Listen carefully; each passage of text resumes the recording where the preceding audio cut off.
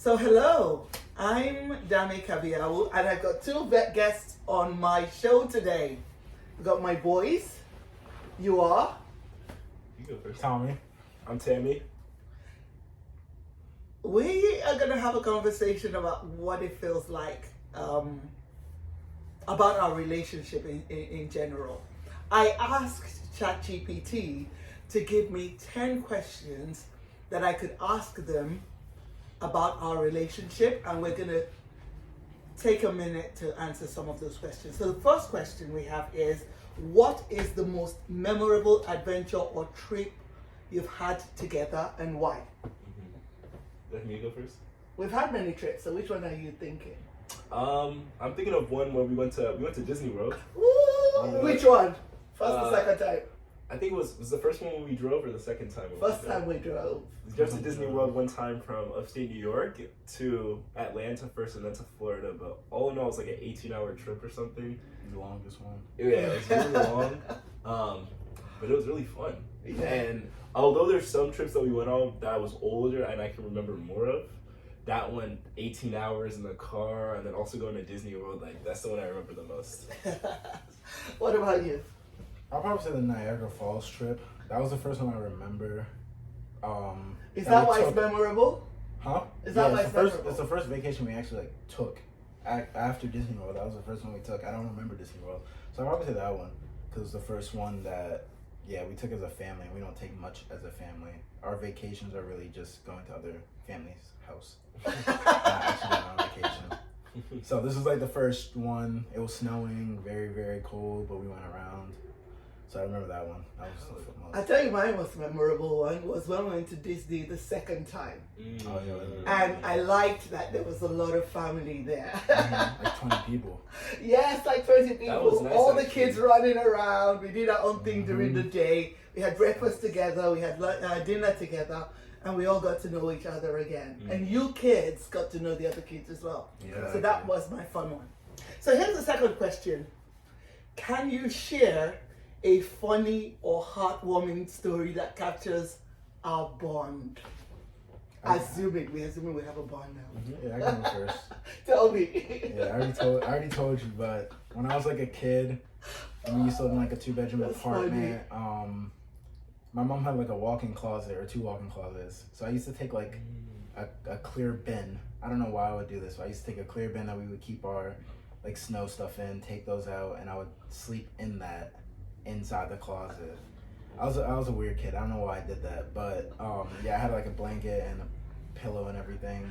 But I would say like when my mom walked in and saw me, like she wouldn't like wake me up or anything. She would just close the door, like let me get back to doing me, like just being a kid. So I thought that was pretty cool that she did that for me.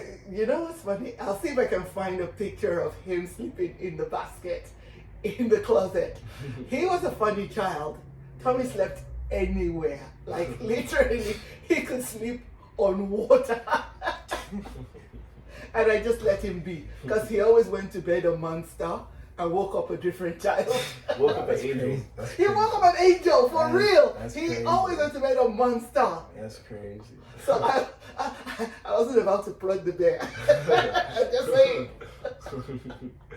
I think. What about you? For me, I have one right now that I can remember, which I think whenever we used to get hurt when we were younger, like first thing I said, know what you're gonna it's say. far from your heart, it won't kill you.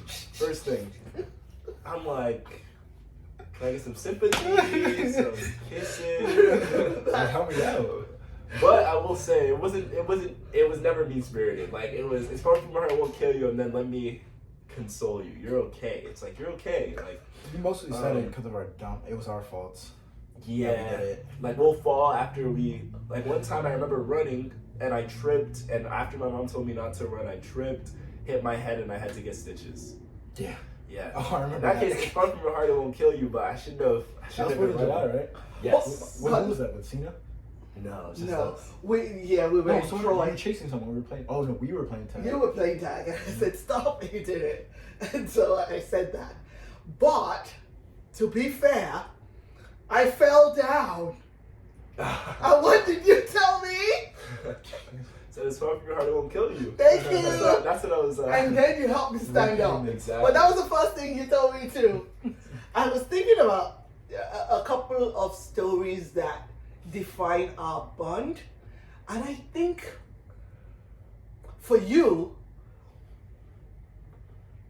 I don't know, did it make us stronger? I always used to cut off your arguments. I don't want to hear it. I don't want to hear it because Tommy could talk up a storm. And I would, if I thought the conversation wasn't going to change the decision or the story at the hand, I always used to say, I don't want to hear it. And so now I think we have a more, how would we put it? I think it's more like selective arguments. We don't argue about most things. We let most things that don't matter just go. Yeah. Mm-hmm. I'm trying to remember something. Oh, Tommy, where are you now? Where are you now? Where are you now? That's what I remember him saying the most when you were younger. I kid you not. I would go to Bible study. Bible study ends at 9:05. Everybody knows if I haven't left Bible study, Tommy is going to call me and ask me where I am. I felt like I had to report myself to him all the time. Like, where are you now? Where are you now? Where are you now? We know the things. Sorry? I like knowing what's going on. I know, right? It did let us know that you like to know what's coming. Like, even now, if we're going to have a guest in the house, we have to inform his lordship. I would just like to know if someone's gonna take my room. Like, I would just like to know if I have to sleep in the basement. we just swear. Okay, so what's a valuable lesson you've learned from each other? Like us or us? Well, I'll do what I've learned from you guys, because I learned a few things from you guys too. So we're going from you? Eddie, what's the most valuable one? Well, you mentioned it before, which was the arguments. Like, I would, as a kid, I think I would just argue a lot, because if I felt like I was right, or if I felt like I had a point, then I would want to express that so that the other person knows. Little did I know, everybody has a point, everybody has a reason that they did something, and sometimes the reason doesn't affect the outcome at all.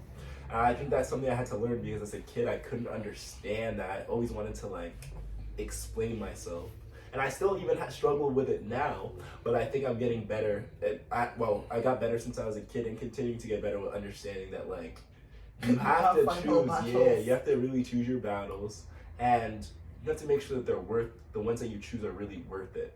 And you should only really explain things if you actually think it's gonna make a difference. If you are really sure it's not gonna make a difference, then you shouldn't really. You're just kind of wasting your time and the other person's time. Bad. Sir. I'll probably say, probably life's not fair, I would say. I learned that lesson a lot. Life's not fair. One story I think though. That's a hard one. But like, it relates to like one story I thought of was like, I wanted to get LeBron, I think 11s, and you and Dad promised to take me to the store, and then you guys last minute change your mind and say you didn't want to go. That happened a lot as a child, and I'll get like mad about that, because like if you tell me that you're gonna do something, they would do it all the time, where they would tell me they're gonna do something and then they would just cancel. But like, that's what I kind of learned, like, life's not fair. Like, you kind of just have to, you got to take what's given. Like, if they don't want to go, you can go. Like, they said they would take me tomorrow. I wasn't okay with that, but I had to learn to become like okay with those different situations. So like over time, I definitely learned that life isn't fair. Like, you're not gonna get everything you want at this exact moment when you want it. So you definitely have to either wait, or you just have to deal with what you have. So that was. Life's not fair sounded way harsher at first. Oh yeah. No, but for real, it did sound harsh, right? It's not fair. But for real, what was happening with him is that Tommy wants. Just like to know things. He wants to know when things are going to happen, and if you make a promise, you have to fulfill those that promise. And we looked at promises in terms of how serious or weighty they are. Like, some promises are absolutely you don't break, but I'm going to take you to buy a pair of shoes. Well, something else came up that was more important than those shoes in that moment. Yeah. But it took a minute for us to understand that Like at that age, you're not processing the difference. We know what the difference is, but you're not processing the difference. So our solution was to not promise anything. I mean, that lesson of life's not fair even helped me with like a couple days ago after the eye surgery, and then they had to change the date of the thing. Oh yeah, Like, change You the should date. explain it. Oh, so I had like an eye surgery for my eye, the second one, and I had like an amniotic membrane, which is like just a big contact lens in it. It's very painful when it stays in your eye for like 5 days. You can't open it. And I was supposed to get it taken out on Wednesday. Today's Friday, but then the doctor wasn't in, and they called us, and they moved it to Thursday. And what I was mad at first, but then like after 30 minutes, I just realized like, you know, life's not fair. Like I can't do anything about it. I can't bring the doctor in. So it's kind of just stuff like that helping me like realize like I can't do anything about it. So I just have to deal with what's handed and then move on. This was interesting because I think you're going to divide it into 2 periods, before and after. So the question is, how do you handle disagreements or conflicts? And what have you learned about those moments? How do we handle disagreements and conflicts? I know how. I mean, when we were kids, there wasn't a really disagreement or conflict. It's mom's right or no one's right. Yeah, and I would try to rebel against that. I'm like, nah. A lot. You did it I too would much. I would think that I was right. Maybe sometimes I was, but in the middle of the day, it's right. Like mom's right or no one's But right. yeah, growing up, definitely like I'd say high school is when you kind of like gave us a chance to voice our opinions and like actually listen. No, I feel like Maybe earlier. I actually think since the beginning, but I think it just depends on how important is that specific topic. It's like if it's not important, why are we arguing about it? As soon as it becomes important enough, then it's like, okay, we actually have a conversation because it's clearly impacting something that is, you know, it passes a threshold of importance, you know? Yeah. So let me tell you how I was thinking about these. I divided your life into different ages. When you're young, I don't want to discuss with you the benefits of not crossing the road when I tell you not to go. I just want you to stop when I say stop. Like, I'm not having that argument. If I say stay with me, I expect you to stay with me because I don't think you have the capacity to process beyond that. But as you got older, I started giving you opportunities to talk about the things that were important. I don't have time to take all conversations. I was doing my PhD or doing my master's. I was always in school when you were growing up. Your dad wasn't really based here, was traveling a lot. And so I had to look after you and get all of my school work done. And I just think I had to be more efficient. I didn't have time to process everything. So I had to pick what are the things I want to process. But I remember even then, when I made rules, I would say to you, convince me. I would say, oh, okay, you really want to do that? Okay, convince me.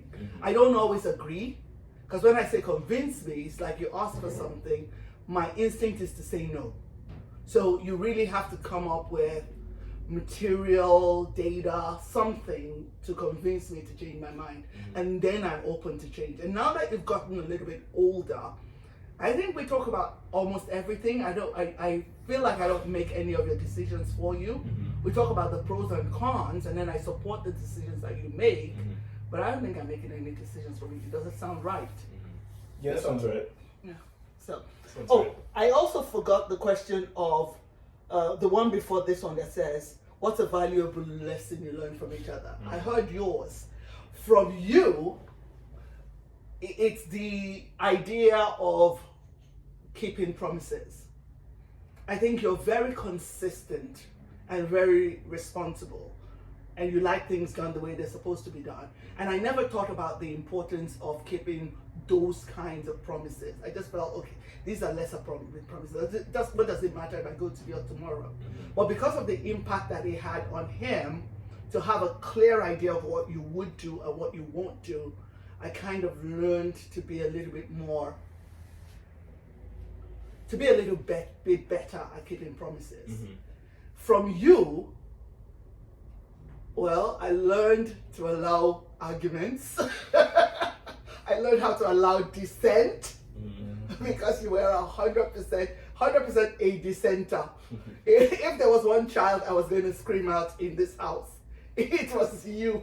I think we ended every argument with me screaming. Did we not? My fault.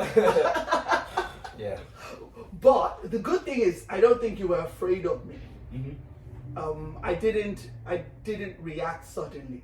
My reactions were a little bit more thought out. Mm-hmm. So I don't think you were afraid of me. But that was, well, and then the other thing, obviously, with that came you don't know. I don't think you have a concept of no.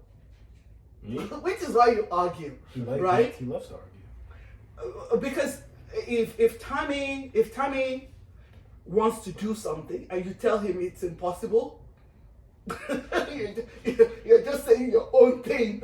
Like I think he's not listening. I feel like as a kid it was worse, but as a kid I had like a very high I felt like since I thought it out that it must be right. So maybe that didn't work for you, but it was in one ear out the other. I already thought about it. I already made up my mind. It's something I already see I can do. So Yeah, they're usually good decisions. So some were positive, even some though- were negative. Some would be like, there was one time you said no ice pops, and I'm like, nah, I really want these ice pops. And they weren't even frozen yet, and I took them and I would try to rip them, and they kept on ripping on me. So I went through a whole 10 ice pops. Finally drank the liquid in one of them, and I put it in the garbage. I put a paper towel on top of it. That paper towel did not hide anything. That's all I'm gonna say. Sometimes it was good, sometimes it was bad. Yeah, but the good part about it was that when you were, for example, your first year of college, your first freshman summer, you were looking, first year, got to college, and the first thing you started doing was, what am I going to do for internship? Now, first year students don't get internship. I'm a college professor, I should know. And you're like, yeah, I hear you, but I'm just going to try it on my own. And you did get an internship. So I did learn from you that we can change what is normal. Yeah. You can actually change some of that. So yeah, valuable lesson. That was interesting. That was hilarious. Okay, so describe each other in 3 words and explain why you chose this one. This is going to be difficult. Okay. I think I could go. I thought about this. I would say first one, joyous. This is for you. Ooh. Joyous or joyful. Yeah. Trusting. And caring. I'm trusting. Yes, I'd say my mom's very trusting of me, which is very good. And I enjoy that. And then very caring, always making sure that I'm set. And I mean, it goes more than that, but as a baseline, it's always making sure that I'm very good and just set and stuff. And then joyous or joyful was always happy to see people, talk to people. My mom watches shows happy. She's the only person I know watches happy. Just sitting on the couch, cracking herself up. Cracking up. I'm like, no cares so in the happy. world. Yeah. Yeah. Life's good. That's good. Life is good. 3 words. Probably say resilient, loving, Good. and intelligent. Ooh, why'd you say that? So I say resilient because I'm just patting myself on the back now. I'm like, ooh, I feel good. if my mom wants something, she's gonna get it. Juggling 2 kids, PhD, having to get us babysitters. When our car crashed, having to walk us to and from school every day, a 30-minute walk. So that's why I would say that. Loving, because says it for itself. That's pretty much self-explanatory. And then I would say intelligent, because again, I learned a lot of stuff from my mom, mostly financial stuff, and it helped that she's a financial professor.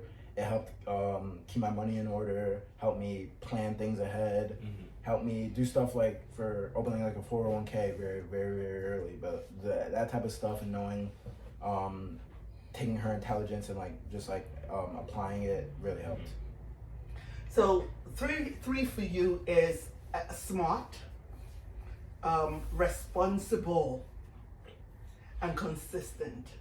I think all of the things I think about with you is around that. Very consistent in the way you do things. You play football in school and you're on one of the lists, right? Which of the lists are you on? Principles list? Honest, Dean's Dean's on the list. Dean's honest list. I keep mixing the two together, which is an amazing accomplishment. And I say smart because I realize that I consistently underestimate you because I consistently underestimate myself. I think of the two of you, you are the one who is closest to me. And when I look at the things that I've done, I've just realized recently that I underestimate the impact that it has had. Because I left Nigeria really young with very little money, very little property, you know, a place to sleep, but that was literally it. And I put myself through school and got my master's and got my PhD and all of those kind of things. And if he's like me, he should be the same kind of person. And I know he is like that, but for some reason, I'm applying the thing that I apply to myself to him. And I'm learning to like you're undervaluing your Yes, own. I undervalue myself, and as such, I do the same to him. And he just always surprises me and impresses me. You awesome. Thank you. And then you, curious, persistent, and independent. And this is funny because I could use the same adjectives to describe him as well, but it's more salient for you. It's more like in your face for you. I agree. Independent because you're comfortable making all of your decisions. And I remember I used to talk to your dad and he would be like, I'm scared for Tammy. Not for Tommy, but for Tammy. Because he's the one that would make all of his decisions and we might have to pick up the mess. But he makes good decisions, so that's a good thing. So independent. I said persistent. As in you literally do not understand the word no. And I said I've already described that. Yep. Which I love. And then curious. From a very young age, Tammy would come and have conversations with me. And I didn't, to be fair, I was too tired to listen to those conversations. But your dad used to say to me that you should listen to him or ask him to call me so I can listen to him. So I started doing better at listening to conversations. And those conversations are like about the weirdest thing. I remember when you came to me and said the yield curve is inverted. What does that mean? I'm like, how did you get to the yield curve? Like, you are a programmer, you're interested in programming, like yield curve. I mean, I get it, it's my forte, but I didn't expect that out of you. So, and that's how you treat most things. You're interested in a lot of things, and I keep coming to you for ideas and resources for the things I'm interested into. This thing keeps shutting down. Share a tradition or routine that you both enjoy. We both, or we three, or we thrice. I don't know. What do we say? I mean, this one everybody enjoys. The Aboke's coming over for Christmas, Thanksgiving. That's a tradition we've had for I don't know how long. True. My best friend, I've known her for more than 30 years. Exactly. And we get together as a family once or twice a year, usually every Christmas, and sometimes during Thanksgiving as well. Yeah, and it's good. Everybody enjoys it. She has her best friend. They're always laughing, cracking jokes. They don't worry about us. They go out, do their own thing. Her best friend has kids who are all our age, 18, 21, and 25. So we get along with them. We always have fun with them. So that's a tradition that just everybody enjoys. Yeah. What about you? Is it the same one? I'd echo. I mean, that's the one as a family. Yes, I think maybe I'll change it because I would have agreed with that. Maybe just with us, I would say it's that. I think maybe when I was younger, like, well, you kind of mentioned it before. We're curious, but when I was younger, maybe you didn't have as much energy to listen to me. But I think as I got older, you listen to me a lot more, so we can talk to each other about just random different things, which I enjoy. Because for example, I remember during the college application process, I liked the essay portion because I'm like, whoa, you get to tell a story about yourself in such few words. What can I talk about? Like, what am I gonna do that's gonna be interesting here? And then speaking through my ideas with you was super helpful, and the fact that you listened was also very helpful. And then now I will also keep that up. Sometimes you'll tell me about things like K-pop or something like that, which I enjoy. Yes. I think one tradition that we had that we don't have anymore is our Saturday morning Starbucks trip. Oh yeah. Yeah, I miss that. When you were younger, we would go to Starbucks and have breakfast on a Saturday and talk and just laugh and because everything cracks me up. To be fair, everything cracks me up. I watch a really horrible movie and I'm cracking up at how horrible it is. Even that is joyful for me. So we used to go out and just. Did we replace that with Enjoy the that. farmers market trips? We did the farmers markets for a while. We used to do farmers markets when you were young, and then we did the Starbucks runs, and I miss those. Yeah, those were nice. They were. So, if you could give a piece of advice to your younger self, what would it be, and how does it relate to your relationship with your son? Should I start first?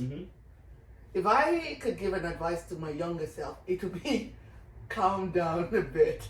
Calm down.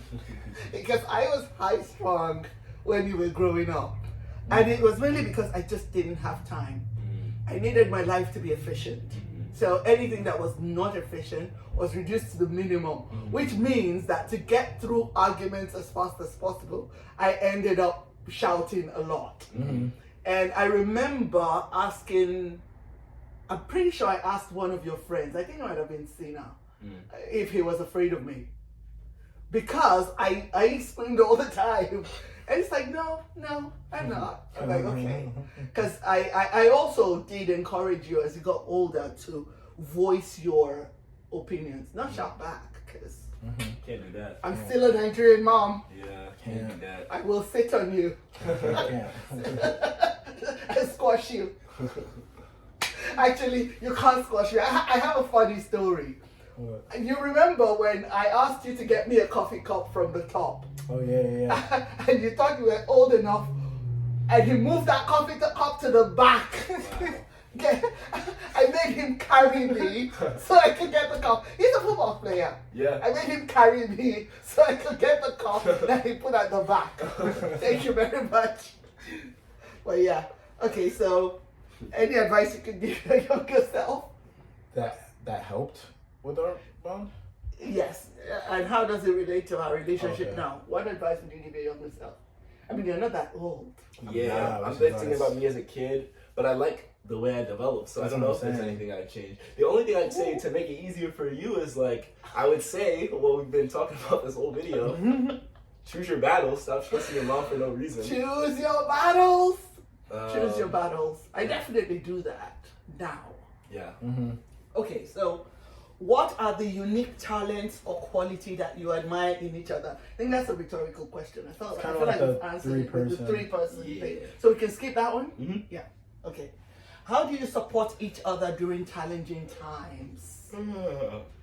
I just say being a space that, like, for example, I mean, for me, if I'm going through something challenging and I tell, you know, or you or mom or dad, like, it's just support there. So the way in which it's support, I think talking through the issue and then also not really stressing the issue, if that makes sense. Like, if you tell people something and they're more stressed than you start to stress. But even if they're worried about it or something like that, but they're calm, then it just naturally will make you more calm. Yeah. So that. I'll probably say.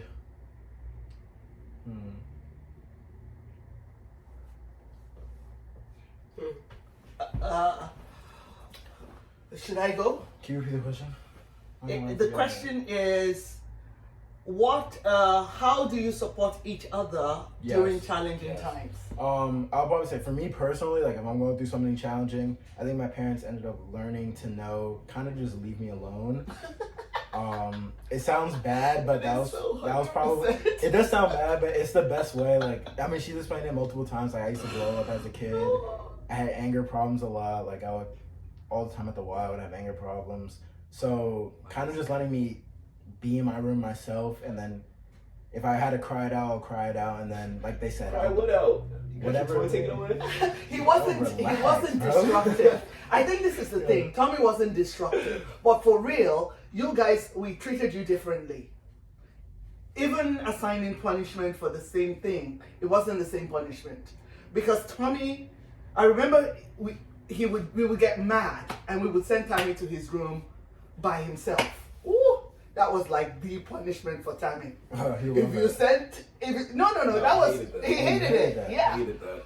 But if we send Tommy to his room, you best believe he's going to be sleeping. Yeah, he's just gonna sleep. You have not accomplished anything by punishing him that way. But I will say that both of you are different. You're a little bit high strung, color you me, and you're a little bit you're very laid back.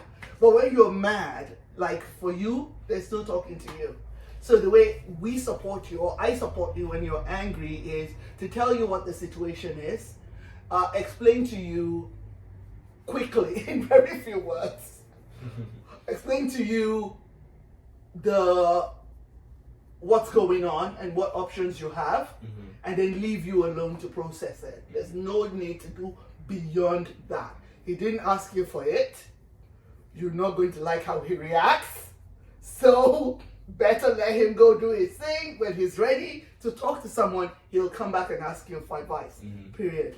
But for you, you're kind of different. You talk through your problems. I think you talk through things to figure out what to do. So for me, just listening to you and just giving one or two feedback or add-ins gets you to the point where you want to go to. Without even saying anything, you'd be like, oh, I'm thinking this. And I'd be like, okay, here are the pros, here are the cons, what you think. And even weighting that is almost like you are, like, is it Tetris? Not Tetris. It's like a ladder. Like you're knocking down rungs off the ladder to get to where you need to go. Yeah. So with you, I support you by giving plenty of hugs, words of affirmation, giving you the pros and cons in simple terms, and then just listening to you, just let loose. And then with Tommy, I would give him, I would do the same. I would hug. You would hug and stuff, but I mean, like, there would be moments where, I would stomp up the stairs, And or then come to walk I back let you down. go.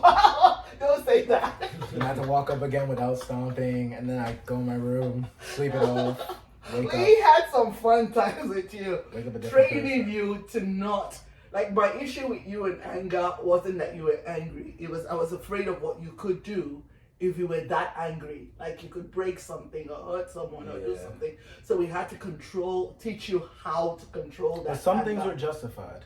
It's not a case of justified. If you accidentally hit someone and they get But no, hurt, there were some things were justified. Remember when he was annoying me and I accidentally threw the water bottle? And I didn't accidentally. Alright. You did not accidentally. You on purpose threw the water. To me, that's justified because he was annoying me on purpose, was. squeezing me. Definitely He was was. bigger than me, way bigger. So he would Definitely squeeze was. me to the point where it hurt. I'm lying. And he would pick me up, lie on me, push me, pull me But to the that's- ground, do a whole bunch of stuff. And then I threw a water bottle at him. Tommy. I'm the one that Listen. got in trouble. It was a hilarious reaction. Yo, and I got in trouble for it. It was a hilarious. But that's what I mean by Because- justified. because this is the thing too. We can't. That's It's like- like, what I would do would not justify him getting mad. It would just be me talking, and it would just be annoying. But that and- one specific one, remember, I I was in pushed mom's you room one time. playing. I was in mom's room playing Kadamba, and you were annoying me, grabbing me, holding me, I and then you ran away. And I the ran only away. thing I found in my vicinity was a water bottle. do a full water bottle at me. I Moved out broke the way. the door. I broke the door. Broke the door with how hard he threw Like it. that's ridiculous. And It that was was a why. It was a very wooden door. That was why. Tommy would be upset and he would stomp up the stairs and I'd be like, hello, come back here. And he'd have to come back and keep going up until he could walk up in spite of the fact that he was angry. Yeah. Like, you can be angry, but you have to control yourself, especially because you guys were bigger than everybody. Like, if you run over your classmates, they dead. You would double everybody's size. So that was that. Yeah. I think we're at the end. The last question is, how do you support me? We talked about you guys. What about me? How do I get support? How do you get support? I'd say.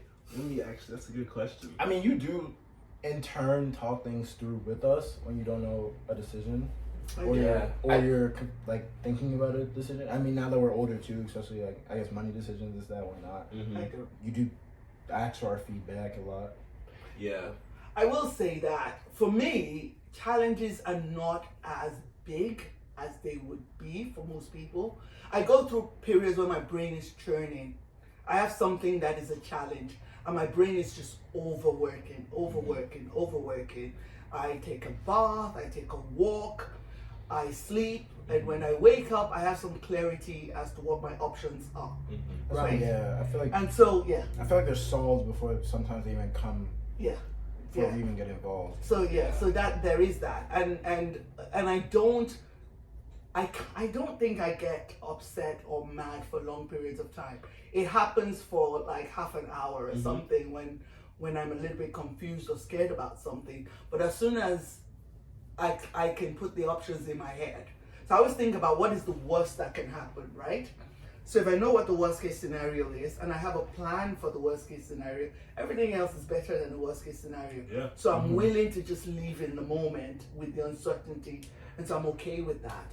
And of course, I do ask for lots of hugs and lots of kisses when I am it's your payment. when I have issues. Yeah, it's payment. I think It's payment. in addition to that, I think one thing maybe that you have asked me more recently, but also in the past as well, was like logically thinking through things, because I think probably my own, like, not my only really good strength, but one of my really good strengths is, I think, thinking like you said before, liners on a run, thinking very logically about things. So once you'll tell me something that's like happened to you, and then you'll check with me if you're thinking about it in the right way, or even writing as well. I'll try to help with writing, like with the grammar, flow, AI stuff now. AI resources. So yeah, do it in that way. So last thing, what's a shared goal or dream you both have for the future? What's a shared goal or dream we have for the future? Oh, I know. What? Get her a Porsche. Right now. I want my Porsche. Right now, I'm getting paid in kisses. It's coming soon. I'd like to be paid Very soon. with an actual Porsche. Yeah. but my shared goal and from my point of view, my shared goal for you is to do more than me and your dad have been able to accomplish. We want our lives to be like a stepping stone for you to do better things and more things. So I think that's what we talk about all the time. Even when I get to pray for you, I always say that I pray that your life and your accomplishments and everything that you do is a whole lot more outstanding than ours. So that's the shared goal for you. You know what? We've answered 10 questions and they all came from ChatGPT. Not too bad. I learned, that's what we did. I learned, I'm learning to use AI to augment the things that I do. And if I didn't ask ChatGPT for these 10 questions, I'd have had to do research on YouTube. So more efficient. Very efficient. Anyway, thank you for being with us. Thank you. Do we say bye-bye now? Yeah, sure. Yeah. All right.